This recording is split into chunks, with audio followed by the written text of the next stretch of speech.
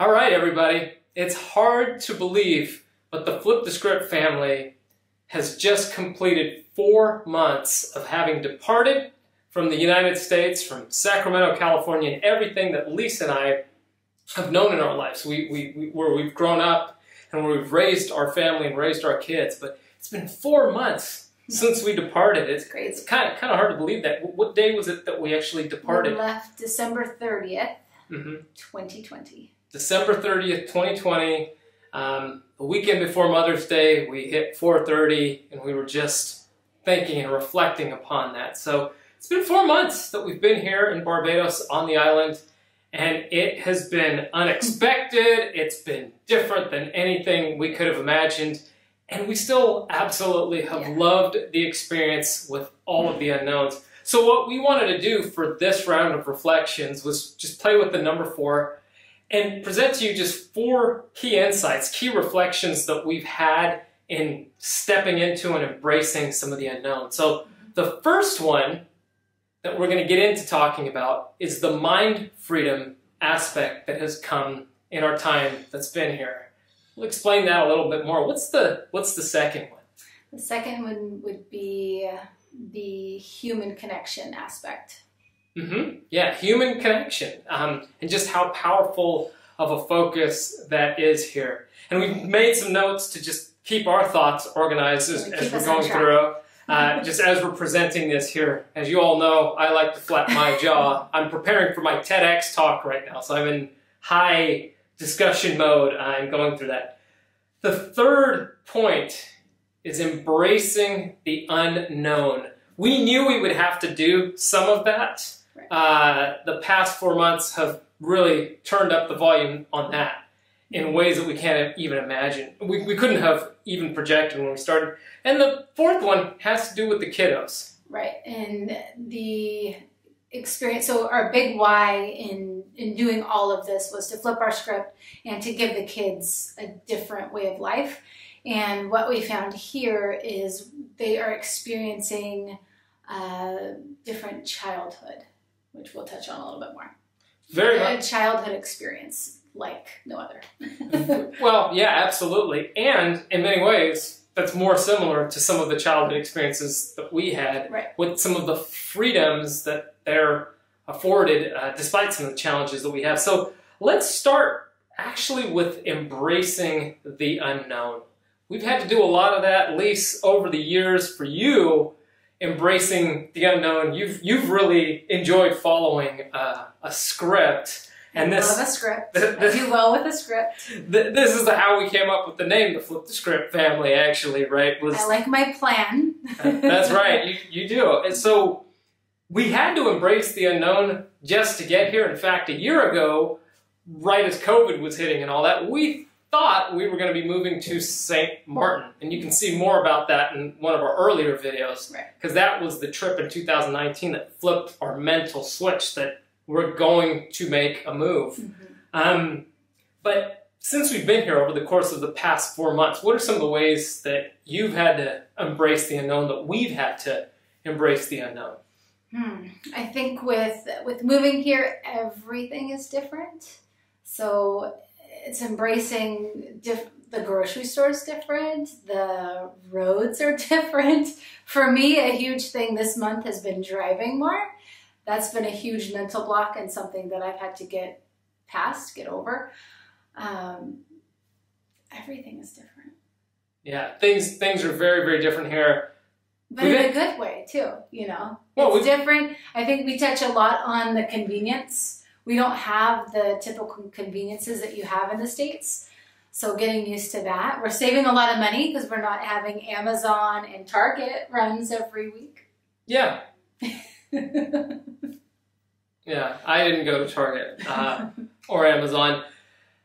So obviously, we've also gone through a process where there was a volcanic eruption on St. Vincent, on neighboring St. Vincent. If you haven't seen those videos, take a look at them. They're getting better. In fact, as of tonight, this recording, the alert level of red, which was the highest alert level for the volcano, has been downgraded by 1 tier down to an orange level. They've even sent some of the seismologists, some of the key volcano expert team that comes from throughout the Caribbean. They've sent them back to their home islands of places where they've came from to go through that. So that's good news, but that was hugely unknown. We did not plan for a volcanic eruption. That was definitely not on our 2021 vision board or bucket list of kind of going through that, but we had to roll with it. Once in every, the last time 42 years. Was 42 years 42 years ago. Almost 42 years to the date it almost was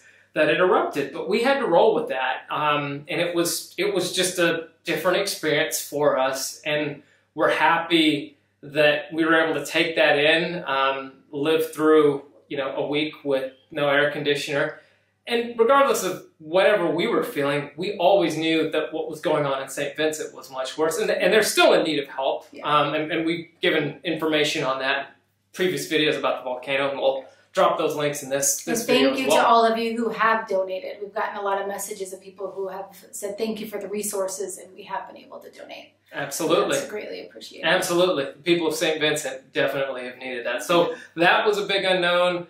When we first got here, we arrived on New Year's Eve. As we're landing, the taxi driver's in the car, and we're just like, how are things going? He's like, well, there was a little bit of a COVID spike, Boxing Day, and this and that little COVID spike turned into a pretty big COVID spike. So 4 months we've been here, but almost 2 months of the time that we've been here, there has been pretty heavy restrictions and lockdowns and different elements. So we've just been doing our thing, getting by, still making the most of taking walks, exploring what we can, putting our feet in the ocean when we can. And there's no complaints on that. It's still been a great experience, and we've learned and grown so much together as a family. That brings me to the next point from embracing the unknown.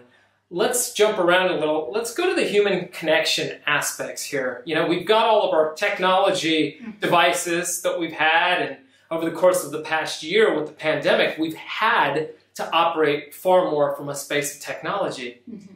It's easy for us to go down that rabbit hole and lose some of the human connection elements here. And we've actually really been enjoying the process of social distancing at times from our electronic devices and really just getting to connect when we can with people. And tell a little bit more about what some of those experiences have been like. I think that's one of the best parts about being here are the people of Barbados, and being out and about. People have time to chat. So it's actually rude if you say hello and you just keep walking. People want to chat. They enjoy chatting, and it's a courtesy. So anywhere you go to the grocery store, you run into somebody, you have a chat. We walk down the street, we have a chat with the neighbors, and a chat can be 30 minutes. And you learn so much, and that's been a really cool aspect. And everywhere we go, we end up chatting with people. Very, very much so. And one of the coolest things too is, one of the things that I know that was a struggle for many, and for myself included, when leaving North America, was just being present when present, right? Mm-hmm. I know when I was heavy at work, doing things for 34 Strong, and with the Nature Advantage, my show that I run, the podcast, you'd be doing work on those elements, and I'm thinking, oh gosh, I really should be with the family. I need to be spending family time. So my mind's on that. The phone's buzzing. Getting notifications. You got it. They're pulled to all different areas. Yeah, and then when you're with your family, then you're thinking, well, I should be checking my phone. I should be doing these things. The culture here and that time of that human connection of when you're there, you're present when present, you talk, you make authentic connections with people that are here, and it helps to condition that, like in going through that. And I think that brings us to another key point, which is the next element, which is the childhood experience. Yeah. The kids are getting a really rich experience in the human connection elements. Mm-hmm. They are far less needing or asking for the latest thing that's, the latest toy that's out there. Because here's the thing. The latest toy ain't out there. When they go to the checkout line at the grocery store, right? When we were in California, you're going through the checkout line, there's all these things, anywhere, strategically placed. Like, I love marketing. Marketers, you're brilliant. Putting those things right in reach of a kid that's screaming, and a parent, aka us, where you're just freaked out and you're like, oh my gosh, I've got to run into this practice. Sure, just throw the darn thing in the basket just so we can avoid a war. That might have happened a couple times. Or you stand your ground and then you're feeling frustrated and burnt out. Well, guess what? Here, that's all been taken care of for you, because there's nothing lining those areas. There's nothing. They get excited about a pack of gum, these different things. And then when they see other kids aren't excited about just having this thing or that. It's just about getting a chance to connect, to run around, to go play in the water, to splash, tag, to throw an old, torn up soccer ball around. Like, those sorts of things. And those are the elements, I think, for you and I, from our childhood, that we really, really remember. I remember growing up on my street and playing with some friends and being able to just do that. We didn't have a lot of stuff. Being in the front yard. You played in the front yard, right. Which the kids have been able to do here. In the States, they played in the backyard. They didn't play in the front yard. Here, there's just a different way of life, and it's simple. The thing that we found to be interesting with the kids is I don't know if it's because of the hustle and bustle of what we were living in, a lot of the cleanup after dinner, after showers, after everything, a lot of that may have taken place when they went to bed, and now they're seeing what it takes to run a house, and they're very much into helping out with sweeping, vacuuming, dishes. There's no fighting about helping with chores. And we didn't have that before. Yeah, I mean, sometimes we have to tell Preston, like, we're good on the vacuuming. We're good on the vacuuming. Because he's ready to vacuum everything. And he's doing a much better job. Like, he would get really excited about vacuuming at our house. I think we have an old video of him with him, like, running around vacuuming the same spot. Like, one area. He'd be there for like 20 minutes playing music, dancing, rocking out, going through. And we have that. It's really funny from our old plays. But those elements have been huge. So it's been a richer child experience. And sometimes to add, in life, the best way to add is to subtract. And the noise factor, I'm not talking about audio noise and sound and these elements, but it's actually sometimes playing the right note in music. You all know I'm a musician. Sometimes playing the right note, as my good friend Victor Wooten says, sometimes playing the right note is playing no note at all. And you can play the rest, play that space. So sometimes it's been the social noise of things that we had just in the background of, again, that social noise of being at the grocery store and feeling that pressure of things that were squeezing you in your environment that you didn't even realize were these low-grade elements that were creating stress. And when you simplify those elements, you remove yourself from them, there are these little subtle pieces of toxicity that have been wearing on you in little ways that you wouldn't even imagine. So what that gets us to is the fourth point. I think the biggest, really. The fourth point, and this is the biggest point that we have.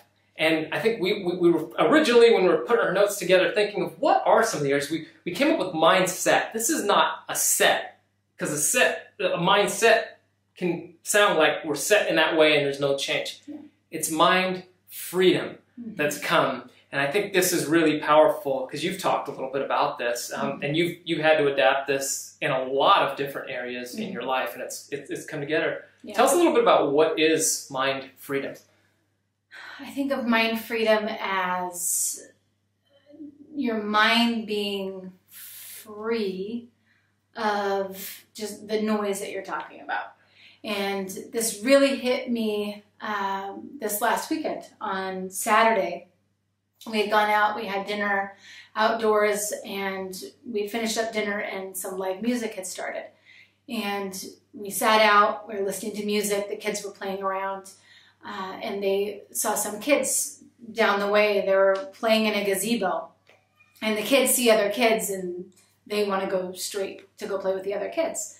And it's dark and there's no worry of, are the kids going to be okay off? And we could still see them, but they're a decent ways away. And just seeing them running to go play with kids they didn't know, they became best little buddies. And us being able to sit without a worry of helicoptering them, I guess is a good way to put it. They can be free. We can be detached, not right up on what they're doing, and be totally content with that. And that was a huge revelation for me, was this is exactly what we wanted to give them. Yeah, I remember just at times all the kids would go at the parks that we were at, where we were living, and yet at times there just seemed to be this dance that might take place, like, oh, leave that kid alone, like almost like don't play but don't play, that's their stuff that's going through. There was no hesitation about that, and all the parents were just kind of sitting there, everybody was doing their own thing, and the parents were just enjoying that quiet moment and going through it. And look, we're not saying that those moments didn't happen when we were living in the U.S. They completely did happen. Mm-hmm. All we're getting at is the frequency in which those happen here, where we're not going in feeling that way, or another parent coming in saying, oh no, don't play with that little boy or play with this stuff, because we had some of those experiences quite a lot. Yeah. That just doesn't happen here as much. Like, kids want to go out and play, they just go through, and everybody seemed to be watching out for everybody. There's a community process here, and the kids have realized this. This has also been super cool, jumping from the mind freedom to the childhood experiences.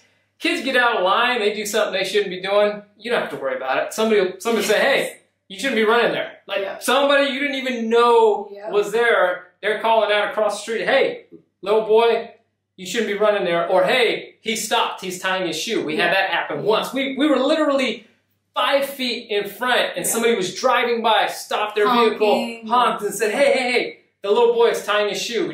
I just want to make sure you're aware. And he was fine, he was safe, he was off in the corner with what he was doing. But it literally is that feeling of, it takes a village to raise the child. It feels like you have the engagement of the village that you don't even know. Yeah. But the village is here, and people are there, and they're showing up. Out for each other. And that feeling is super powerful. Yeah. Because at times, again, at times we definitely experienced that when we were in the U.S., but there were a lot of times where you just didn't know, and going through that. And the mind freedom, I mean, I'm a dad, as we're well aware, we had shared in a previous video, Lisa had been followed in the past when she was out with the 2 kids, and just with the amount of from the grocery store violence, the amount of times that there have been just over the course of 2021, as things have started to open up in the U.S., just behind the scenes in your mind, you're thinking, ooh, what would happen if somebody opened fire right now at the grocery store? Or at my kid's school. My kid's school. Yeah. Could that happen here? Sure, but it's different. Yeah, those things aren't in the back of your mind as prominently, and you don't realize how much weight, or I don't want to say you don't, we didn't realize how much weight that was carrying for us. Everybody's going to have their own perspective on that. And that was just something that we've realized in living here since we've gotten out of that environment, that we've kind of normalized that and accepted that as a part of life. And yet now here, that's part of the freeing of the mind that has taken place. Because that low-grade capture that's there, or when you're out just getting, breakfast or a cup of coffee or something like that, and then people are talking about, like, oh gosh, yeah, did you hear about there was a threat at our school today, like when I was teaching in martial arts. I've shared that story before. My students would be talking about that while we were training, and I'm like, wait, what happened? Oh yeah, somebody threatened to shoot our school today, and that would be a couple times a month. Something in passing. People would go through, oh yeah, it's no big deal. Yeah. But you got to ask yourself, what's the low-grade psychological stress that's putting on us that has now been relieved? At least for us, we've been feeling that, and the big reveal is we didn't even know we were carrying that. So we got 4 reflections for 4 months. I'm just going to grab them, just share them with you again. We had the embracing the unknown. That's where we started. Planned on having to do that. Had to do a lot more of it than we thought we would. Yeah. We talked about human connection and just how it's different just because of the environment that we have here, right? And that gets in the whole notion of we have coconut trees here that are growing. If we were to take the healthiest coconut tree here and we were to plant it where we came from, up in the Sierra Nevada mountain range right next to Lake Tahoe in the middle of winter, those really healthy coconut trees wouldn't survive because the environment's not right. So it really has awakened us with the human connection and the childhood experiences in particular, which is the third point, on the power of the environment and what that can have on our state. And the fourth portion is just that mind freedom that we talked about. Yeah. Thanks a lot for tuning in. Thank you, guys. We'll catch you next time. We appreciate you.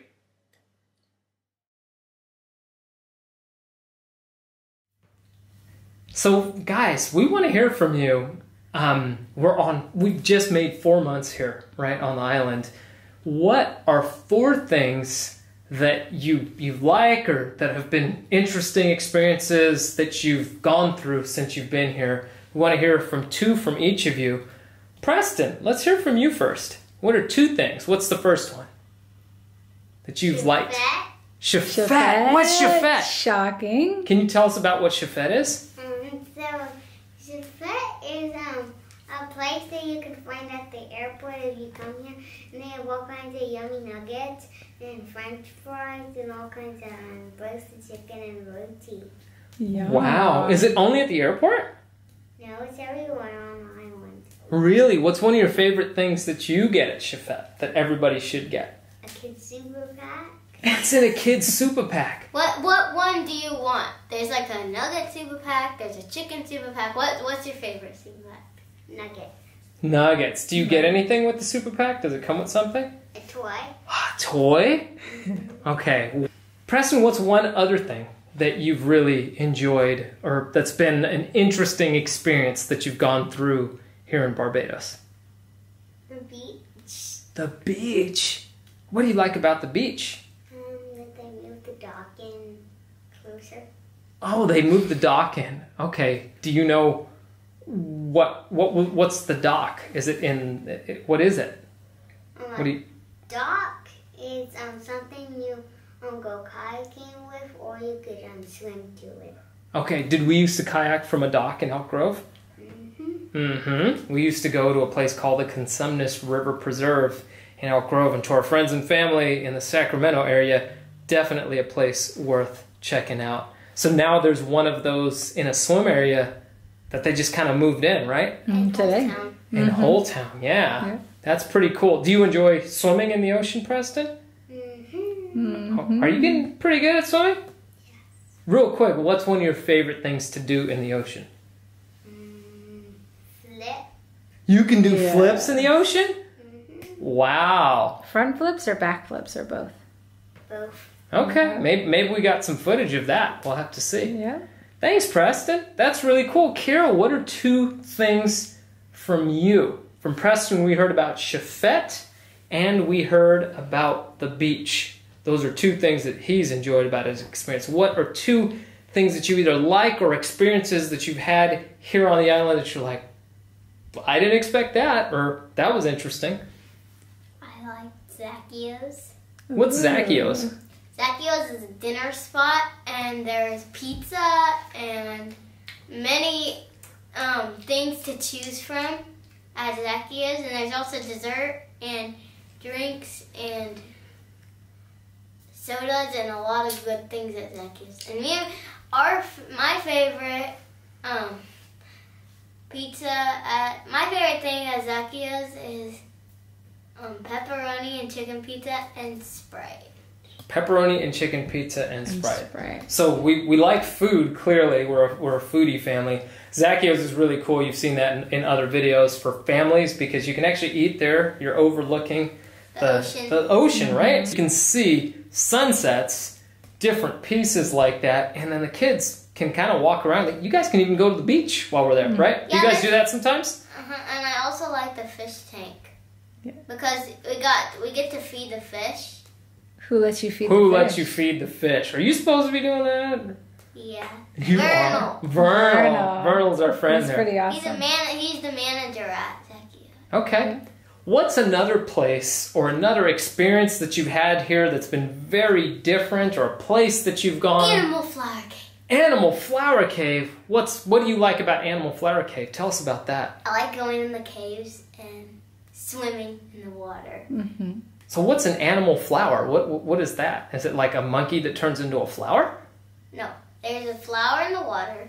It's yellow, and like when you put your hand closer to it, it like closes up. Yeah. So it opens, and then when you put your hand close to it, it goes poof. It's like open and it goes poof. It closes up. Yeah. I think there's sea anemones. I might have that wrong, but they look like flowers in the water. They're beautiful, and so the cave is there. You climb down into it, and what's in the cave? Is there a lot of water that comes in there? Do big waves come in there? There's a lot of seawater, and when we were there was a big wave that rushed in to it because it's from the water, and there's like a lot of like pools of water that are everywhere. Okay. And outside of the cave, is there anything else cool to do at Animal Flower Cave? What are some of the things that you like to do? Yeah, you can go walking, and you could see like the cliffs of it. And there's also somewhere where we love to eat, and there's also a playground. It's called the Animal Flower Cave. It's the restaurant Animal Flower Cave. Mm-hmm. And the waves up there, it's on the north coast of the island, so it's just big, big waves and crashing, thunderous ocean that's there. We've seen turtles swimming in that water. We've seen all sorts of cool stuff. I spotted a turtle. Preston spotted a turtle in the and the water was crazy when you spotted the turtle, right?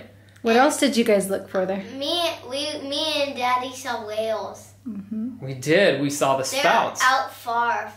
My mommy and Preston didn't see them, but me and Daddy saw whales, and they was so cool. Yeah, we saw the spouts. We didn't actually get to see them breach, but there's a portion of the year where the humpbacks are passing by, and that's a favorite spot of ours. Elisa, we've actually gone there a lot of Sundays and just sat out there because the kids are playing. We'll take a little hike right along the cliffs.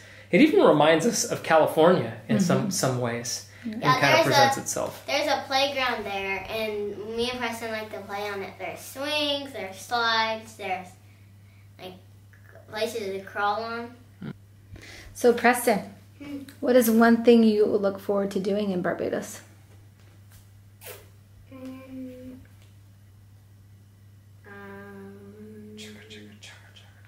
The train.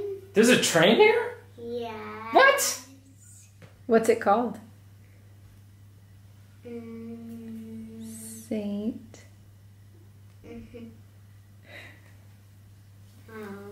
Can you remember? St. Nicholas Abbey. There's a train that's here, and that's... You've been waiting 4 months to go to that. Yeah. And it just opened back up. Yeah. So Kara, what about you? I'm excited to try some new restaurants too, and go check out some more new restaurants, and yeah, and try like all the fast food restaurants and see if they're better than the U.S. food. You want to try Burger King and KFC? That's all they have here, right? Is Burger King, KFC. And I guess CHEFETTE. Well, you've had a lot of CHEFETTE, and they have. They also have Little Caesars pizza here too, right? Yeah. Little Caesars. And I'm excited to try it because I wonder if it's. We're all wondering if it's better than the U.S. one. Bye.